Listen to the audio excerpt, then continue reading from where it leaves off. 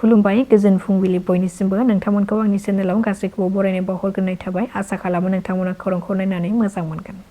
कक्राझार जिल्लानि सिङाव थानाय मालगाव बर' गामियाव बिटिसि सोरखारा एपिडिसिएल कम्पानिनो 938 बिघा हाखौ हगारनो नागिरनायखौ लानानै अल आसाम ट्राइबेल संघआ बिटिसिनि चिफ हाग्रामा महिलारि बिथांनिसिम गांसे गोसोखांलाइ गथायदों। बे गथायनायजों लोगोसे बिथांमोना मिथिहोदों दि एपिडिसिएल कम्पानि गायसननो नागिरनाय हानिफ्राय खमैबो 93 मुस्लिम नखरफोरखौ होस्रांनानै बिसोरखौ ट्राइबेल ब्लक एरिया हायाव दोननो नागिरदों आरो बेखौ लानानैनो जों गोसोखांलाइ गथायदों जाहाथे बिसोरखौ बे ट्राइबेल एरिया हायाव दोनहोआ आरो रायजो राजाफ्राबो बिसोरखौ दोनहोनो गोसो गैया होननानै फोरमायदों अल आसाम ट्राइबेल संघनिफ्राय।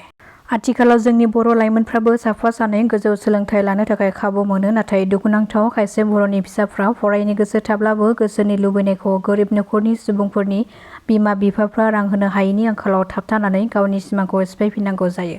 बेनि गेजेरावनो सासे बर' लाइमोनाबो IIT फरायनो खाबु मोनदों, नाथाय बिमा बिफाया फिसाज्लाखौ बेबादि गोजौ सोलोंथाइ होनायनि बेलायाव जोबोर रांनि आंखाल जानानै दङ।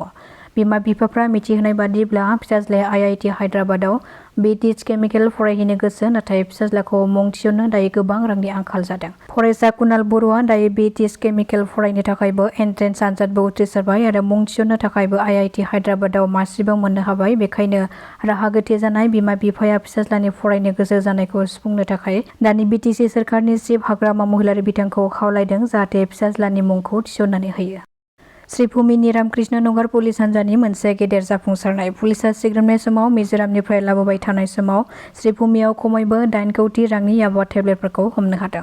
बेनि अनगायैबो बे जाथायजों सोमोन्दो थानाय साथाम आल्ताफ हुसेन, एनाम हुसेन, शामिम हुसेन मुंनि साथाम सुबुंखौबो एरेस्ट खालामदों। कक्राझाराव फिन आरोबाव सोमजिदों गंसे गलायाव बुफाय बुसि दुंहाव थासारि।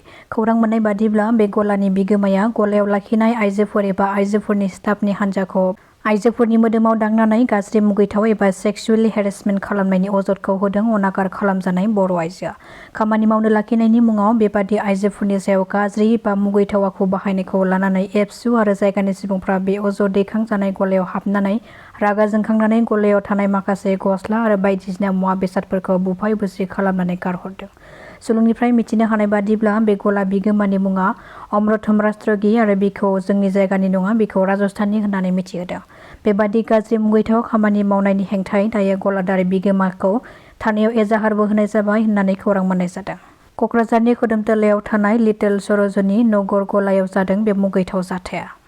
बिटिसि चिफनिसिम मोनसे मेम'रेन्डाम होनाय जादों, मानोना जोंहा एपिडिसिएलनि मुङै आदानि कम्पानि जिहेतु मालगाव एरियायाव जिहेतु 549 आरो 466 बे दाग नाम्बार बे मोननैजों गासै 938 बिघा बे हायाव जे बिथांमोननो एपिडिसिएल कम्पानिनो जिहेतु मोनसे बेखौ प्लेसखौ खालामना होदों। दा बिनिफ्राय जों गासै जों मिथिनो मोन्दों 93 जे मुस्लिम सम्प्रदाय बिथांमोनखौ जों बेनिफ्राय बोखारनानै जिहेतु ट्राइबेल ब्लकनि आन्दाराव थानाय जिहेतु बालाघाट नायगाव, बे बालागाव नायगाव ट्राइबेल ब्लकनि आन्दाराव थानाय जे मालगाव गामिनि BTR फिल्डआवहाय 403 नाम्बार जे दागाव 71 बिघा हायाव बे बिथांमोनखौ बे एभेक्सन खालामनानै बिथांमोनखौ बेहाय मोनसे जायगा स्टार्ट खालामनो नागिरदों।